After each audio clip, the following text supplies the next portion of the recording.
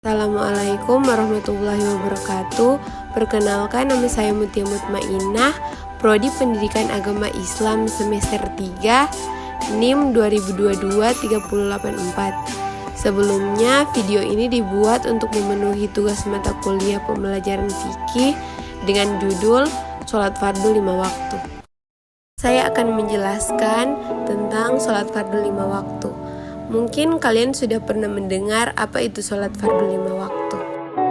Fardu secara bahasa adalah berdoa atau doa meminta kebaikan.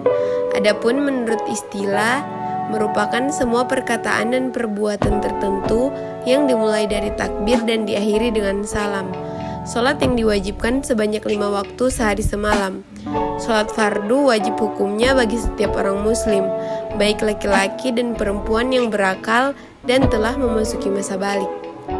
Selanjutnya, syarat wajib sholat terbagi menjadi 6 bagian. Yang pertama yaitu beragama Islam, yang kedua mumayyiz, yang ketiga sudah masuk waktu sholat, yang keempat mengetahui fardu-fardu sholat, yang kelima tidak meyakini satu fardu sebagai laku sunnah, yang keenam suci dari hadas kecil dan besar. Pun syarat sah sholat terbagi menjadi 9. Yang pertama beragama Islam, yang kedua mumayyiz, yang ketiga tidak hilang akalnya, yang keempat masuk waktu sholat, yang kelima suci dari hadas kecil dan besar, yang keenam suci dari najis baik mukhafafah, mutawasitah dan muqalladah, yang ketujuh menutup aurat, yang ke-8 menghadap arah kiblat, yang ke-9 berniat. Selanjutnya, perkara membatalkan sholat. Perkara-perkara membatalkan sholat ada 8. Yang pertama berhadas, kedua terbuka auratnya, ketiga berbicara dengan sengaja, keempat niat sholat berubah, kelima mengurangi rukun sholat dengan sengaja, keenam membelakangi kiblat, ketujuh banyak bergerak, ke-8 murtad keluar dari agama. Perkara-perkara membatalkan sholat itu tidak boleh dilakukan. Lanjut, membahas tentang tata cara pelaksanaan sholat fardu.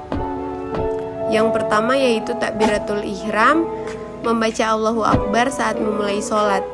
Yang kedua memasang niat bersamaan dengan takbiratul ihram. Yang ketiga berdiri bagi yang mampu.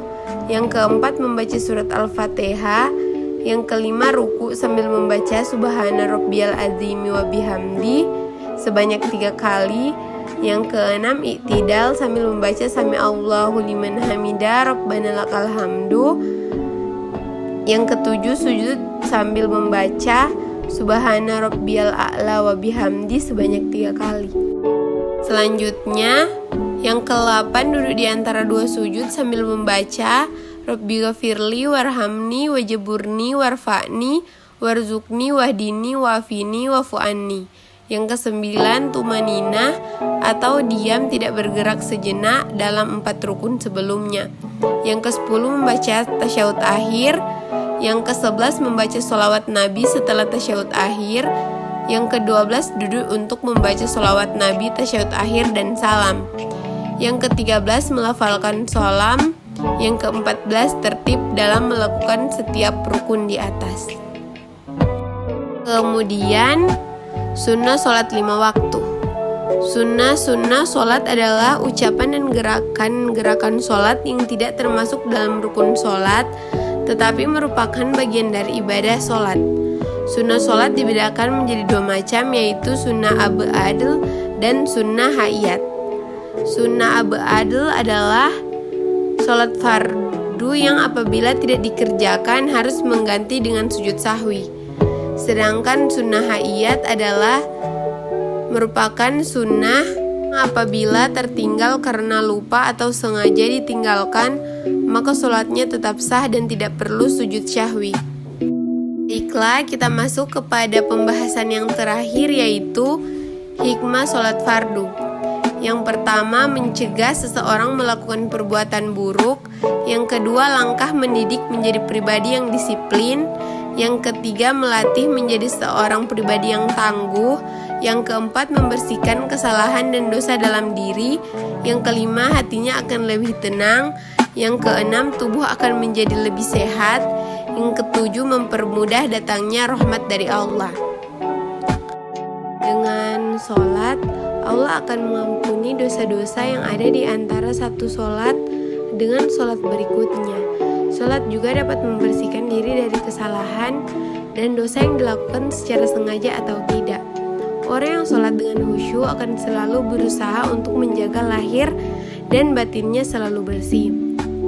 Jadi, kita sebagai seorang umat muslim yang taat kepada Allah harus mengikuti perintah-perintahnya. Semoga kita tetap istiqomah di jalan Allah. Baiklah, sekian materi hari ini. Saya harap bisa dimengerti. Terima kasih untuk waktunya.